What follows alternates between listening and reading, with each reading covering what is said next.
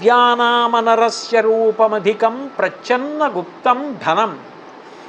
డబ్బుందనుకోండి తెలిసిపోతుంది.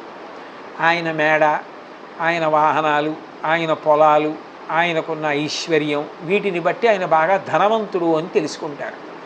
అంత ధనవంతుడు కాబట్టి ప్రభుత్వం పన్నులు విధిస్తుంది.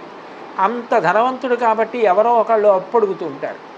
అంత డబ్బు ఉందండి అని అందరూ ఆయన యొక్క ధనాన్ని చూసి అసూయ చెందే అవకాశం ఉంటుంది. కానీ విద్యావంతుడు ఎంత విద్యావంతుడు కానివ్వండి ఎవ్వరికీ తెలియదు. ఈశ్వరచంద్ర విద్యాసాగర్ చాలా గొప్ప వ్యక్తి. అట్లాంటి ఆయన రైల్వే స్టేషన్లో నడిచి వెళ్ళిపోతుంటే ఒక వ్యక్తి ట్రైన్లోంచి దిగి ఇక్కడ పోర్టర్ లేడా అని విసుగ్గా అరుస్తున్నాడు. ఈశ్వరచంద్ర విద్యాసాగర్ వచ్చి ఆ పెట్టె మోసుకుంటూ వాళ్ళ ఇంటికి పట్టుకెళ్ళారు. పట్టుకెడితే తండ్రి కొడుకు విదేశాల నుంచి వచ్చాడని సంతోషంతో స్వాగతం పలికి వెనక పెట్టి మోసుకొచ్చిన వ్యక్తిని చూశాడు. ఆయన ఈశ్వరచంద్ర విద్యాసాగర్ మహావిద్వాంసుడు.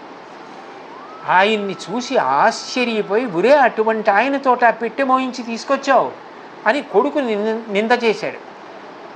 నాకు తెలియదు వారు ఈశ్వరచంద్ర విద్యాసాగర్లని అని కొడుకు ఆయనకి క్షమాపణ చెప్పాడు.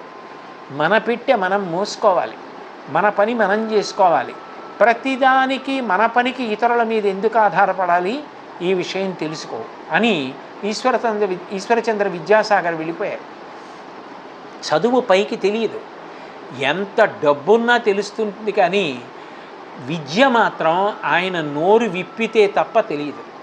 దాని మీద ఎవరు పన్నీరు, ఎవరు అప్పడగరు, అన్నదమ్ములు పంచుకోలేరు, దొంగలు ఎత్తుకుపోలేరు.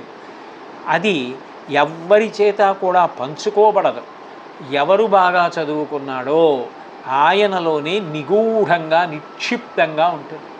అంత గొప్ప ధనం విద్యాధనం. కాబట్టి ప్రచ్ఛన్నగుప్తం ధనం విద్యా భోగకరి. ఆ విద్య చదువుకున్న వ్యక్తి ఉంటాడే ఆయన యశస్సుఖకరి. విద్య అన్ని భోగములకు కారణమవుతుంది, కీర్తికి కారణమవుతుంది, సుఖానికి కారణమవుతుంది. మీరు చూడండి, చిన్నతనంలో కష్టపడి చదువుకొని అదే పెద్ద తపస్సుగా బాగా చదువుకొని అత్యున్నతమైన చదువులు చదువుకున్నవారు ఉంటారే, వారు పెద్ద పెద్ద పదవులలో కూర్చుంటారు. వారికి ప్రభుత్వం పెద్ద పెద్ద భవనాలు ఇస్తుంది, వారికి వాహనాలు ఇస్తుంది. ఆ వాహనాన్ని నడపడానికి చోదకుడు అంటే డ్రైవర్ని ఇస్తుంది. వాళ్ళు ఒక్క సంతకం పెట్టారు అంటే పేదవాడికి 5 ఎకరాల పొలం ఇవ్వగలరు.